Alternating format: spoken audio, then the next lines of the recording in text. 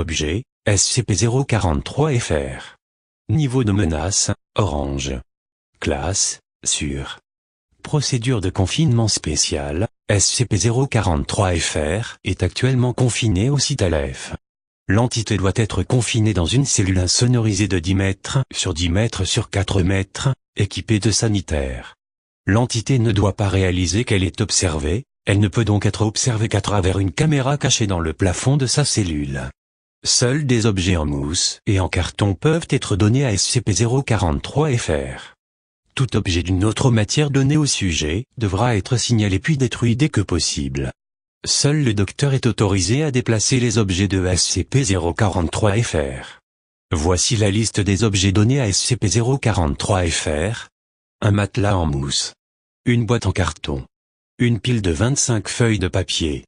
Un cube en mousse de 10 cm sur 10 cm sur 10 cm. 1 kg de mousse. 10 paquets de mouchoirs de 140 mouchoirs chacun. SCP-043-FR utilise une partie du matériel listé ci-dessus pour construire des pièges généralement placés aux alentours de la porte. Le potentiel létal des pièges étant quasi nul de par les matériaux utilisés, le sujet est donc autorisé à en poser autant qu'il le souhaite. Ce comportement est considéré comme normal. Aucun membre du personnel, quel qu'il soit, ne doit tenter de détruire ou emporter un piège posé par le sujet afin de ne pas le provoquer. Le sujet ne doit porter que des vêtements en matière synthétique de très faible densité, ils sont donc trop fragiles pour que l'entité en fasse un éventuel piège. Il ne doit en aucun cas entrer en possession de sa masse nommée SCP-043-FR1, qui est elle-même confinée dans un casier blindé accessible aux membres du personnel de niveau 2 au minimum. SCP-043-FR semble accorder une grande importance à SCP-043-FR1. L'entité doit être tenue éloignée des éventuelles sources de stress telles que les lieux bruyants. La lumière de sa cellule doit être éteinte entre 9 h de l'après-midi et 7 h du matin, heure locale, afin de ne pas déstabiliser le sujet. En vue de son refus envers tout aliment qui lui est apporté, SCP-043-FR n'accepte donc de se nourrir que lorsqu'il chasse lui-même sa nourriture. En conséquence, un animal vivant, qu'importe l'espèce, et des légumes crus doivent être mis dans sa cellule pendant son sommeil sur un cycle quotidien. D'extrêmes précautions sont à prendre pendant le dépôt de la nourriture. L'entité semble ne pas comprendre que sa nourriture est apportée volontairement par le personnel. La cellule doit ensuite être lavée et les restes de l'animal doivent être retirés puis incinérés. Description: SCP-043-FR est un humanoïde mâle du type caucasien. Il mesure 1,90 m environ et pèse 93,74 kg. Son âge est estimé à 25-30 ans. Il ne présente aucune anormalité sur le plan physique. Des cicatrices présentes sur l'ensemble de son corps du fait que SCP-043-FR aurait été sujet à de nombreuses techniques d'interrogation invasives apparemment étalées sur plusieurs années au vu de la grande hétérogénéité des cicatrisations. Le spécimen a déjà montré une certaine tendance à attaquer aveuglément certaines personnes, généralement avec les dents ou les mains, lorsqu'il n'est pas muni de SCP-043-FR1. Il faut considérer le fait que le sujet ouvre la bouche en étant à portée de main d'un membre du personnel comme une tentative d'agression. Une muselière fabriquée sur mesure, ainsi que des menottes, doivent être mises au sujet lorsque le personnel le sort de sa cellule de confinement, quelle qu'en soit la raison, voire rapport de récupération 043-1. Les examens médicaux effectués juste après sa capture ont révélé des traces d'une lobotomie transorbitale effectuée sur ce dernier. SCP-043-FR devrait avoir une activité cérébrale presque nulle suite à l'opération précédemment citée, cependant, celui-ci semble avoir récupéré l'usage d'une partie de son cerveau. Malgré les examens au rayon X, aucun élément ne permet d'expliquer comment le sujet a retrouvé une partie de ses fonctions cérébrales. Parmi les parties de son cerveau n'ayant retrouvé aucune activité, le cerveau reptilien n'est pas totalement actif et la partie liée à la parole et à l'expression en général est totalement détruite ainsi que plus de 55% du néocortex. Dans cet état, il est anormal que l'entité puisse encore agir d'elle-même. Le sujet semble cependant disposer d'une capacité d'anticipation extrêmement développée, lui permettant de mettre au point des pièges très efficaces. SCP-043-FR présente un état psychologique instable, fait état de paranoïa aiguë, de pyromanie, de troubles de la personnalité et d'autres maladies psychologiques mineures. Le spécimen va donc se montrer méfiant envers toute personne. Le Dr Rockwell, responsable de SCP-043-FR, semble entretenir des relations particulières avec l'entité et ne semble pas provoquer la paranoïa du sujet. Il ne court apparemment aucun risque s'il s'approche de ce dernier. L'entité, afin de se procurer un sentiment de sécurité vraisemblablement à cause de ses tendances paranoïaques, construit de nombreux pièges de forme et fonctionnement variés à l'aide de tout objet qui est à sa portée, et ce, constamment. Les pièges sont généralement disposés de telle façon que toute une zone devient dangereuse, comme pour délimiter un territoire.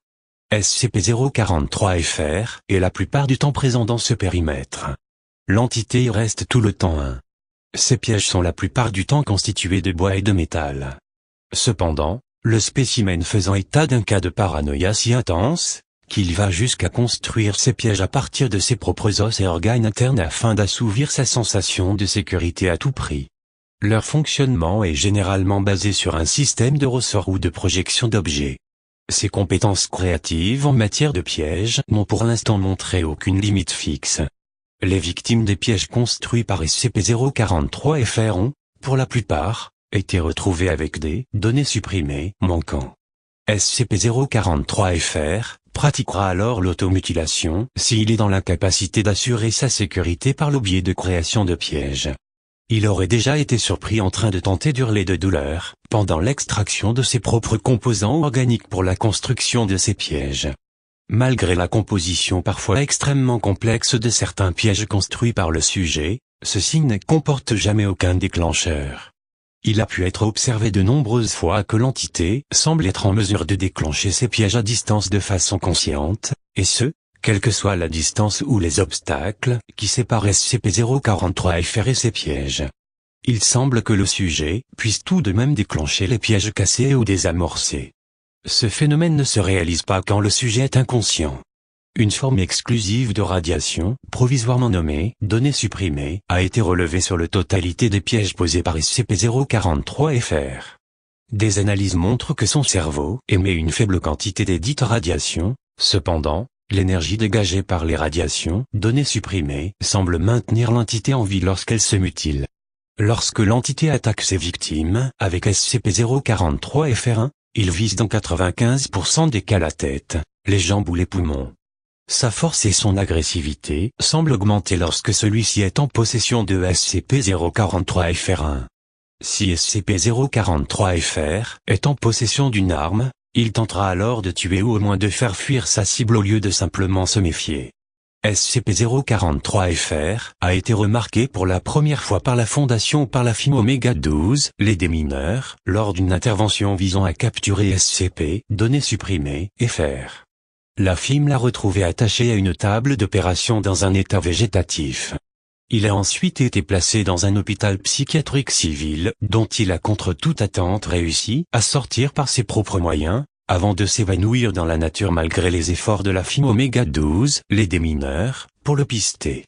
Rapport de récupération 043-1, après que SCP-043-FR ait échappé à la FIM Oméga 12, les démineurs, la Fondation a alors perdu sa trace avant de le retrouver plus tard devant une épicerie d'un village isolé. Le propriétaire a été retrouvé mort suite à de nombreuses fractures et hémorragies internes causées par l'utilisation de SCP-043-FR1.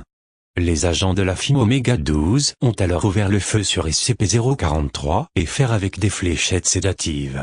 L'entité a été capturée après qu'il ait blessé 2 agents, le premier agent, blessé à la hanche côté droit, par balle, à l'aide d'une arme à feu modèle Maverick 88, que le sujet a récupéré chez le commerçant après que ce dernier ait tenté de s'en servir contre SCP-043-FR.